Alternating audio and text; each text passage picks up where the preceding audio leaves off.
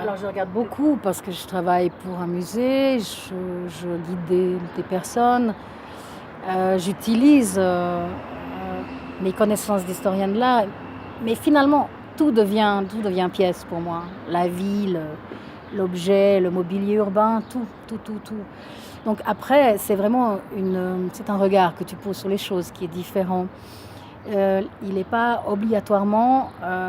Il y a des discours. Je peux avoir celui de l'historien de l'art, mais je peux aussi avoir ce discours personnel que je tiens en ce moment, qui est quand je me mets sur une pièce, qu'est-ce qui se passe?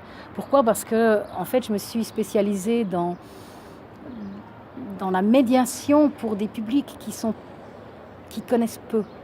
Et l'idée est d'ouvrir et pas de fermer. Donc quand on fait des discours, souvent on ferme les théories. Moi, j'ai plutôt cette position d'ouvrir les théories. Alors, l'idée est de pouvoir, mais ça se passe sur le terrain.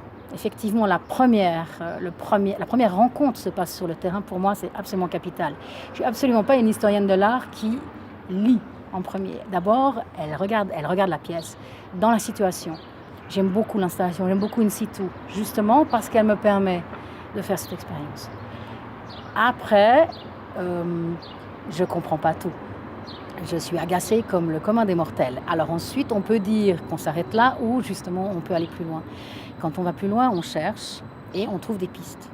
Ensuite, il y a des pistes qui nous paraissent plus adéquates que d'autres. Mais des fois, ça nous emmène dans des endroits vraiment auxquels on ne s'attendait pas.